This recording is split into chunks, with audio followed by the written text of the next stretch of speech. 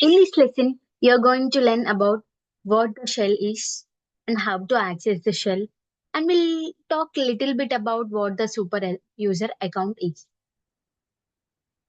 When you log into the Linux system over the network, the shell is the program that starts and acts as your default interface to the system.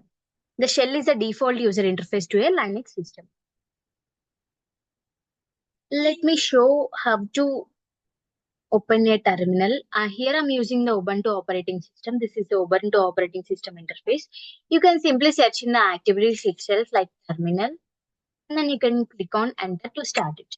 Or else there is other way also. You can right click on the screen and you can click on this open in terminal.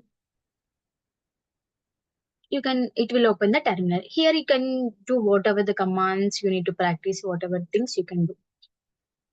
We'll talk about the commands in the next videos. This is the two ways of how to open the terminal.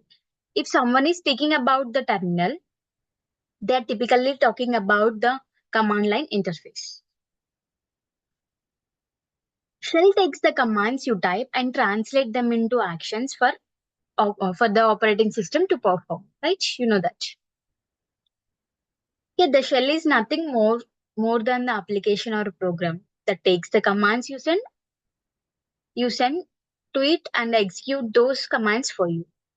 Sometimes shell refers to the command line interpreter, and you know that shell is the default interface to the Linux.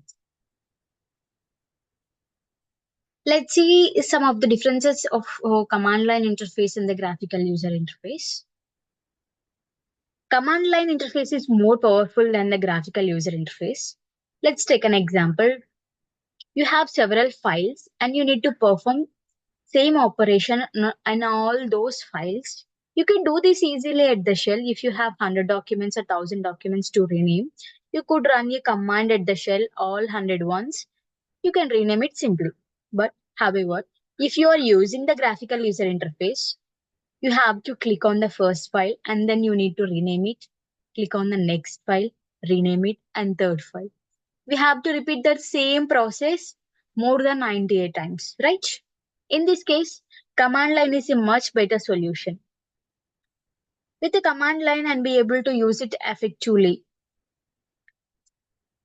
it always be going to be there. Most of the Linux distributions do not include graphical user interface, right? If we are going to connect the Linux system over the network, you're connecting through SSH or secure shell, which gives you access to the command line interface as well. When the shell is started, and desktop distributions will also have graphical user interface and command line interface as well. When the shell is started, it displays a prompt or shell prompt. In this example, you will see the username as JSON and followed by @, and the name of the Linux system that you are connected to. And this is the tilde symbol. This tilde symbol represents your home directory or the current user home directory. And at the end, you will see the dollar symbol, right? This dollar symbol will indicates the you are using an ordinary user account. You are not using the super user account. That means the root account. The super user account will ends with the pound sign. This is a pound sign. This is the super user account. In previously we have discussed about the root file system, right, in previous videos, but that is different root.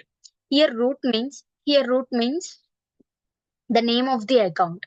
When someone is talking about root, they are either talking about slash, which is beginning of the file system, or the super user account, which is name of the account. Root account is most powerful.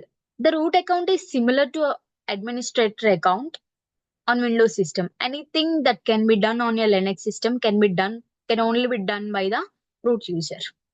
Most of our day-to-day activities can be done with normal user accounts only. Root access is typically restricted to system administrators. You may need root access if you're going to install an application that resides outside of your home directory. You may also need root access in order to start or stop or install the application.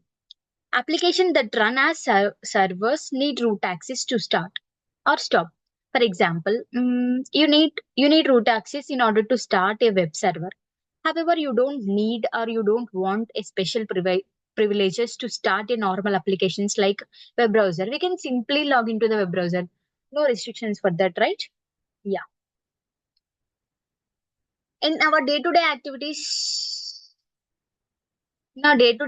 we are going to use the normal accounts only. We are not going to use super accounts or root accounts. Here, prompts can vary. Sometimes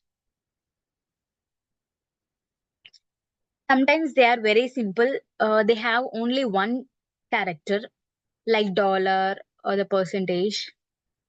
Sometimes they can contain more useful information, such as user account.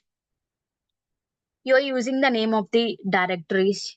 Here, the directory you are connected to, and the directory you are in, which directory at what in, and the servers, operating system names. Right? So far, we have looked prompts that are contained within a single line. Just just know that they can span multiple lines as well. In future, we'll use more multiple line prompts. Let's recap what we have learned this in this video. Shell is the default, as you know, Shell is the default user interface.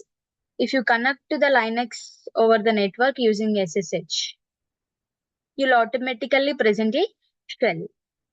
If you log into the graphical user interface, you can start terminal application to gain access to the command line. Shell prompts can greatly vary in appearance depending on the system, on the configuration and personal preferences. Root is a special user on your Linux system. In our day-to-day activities will be performed through normal account system administration tasks will be performed using root account. We'll see you in the next session.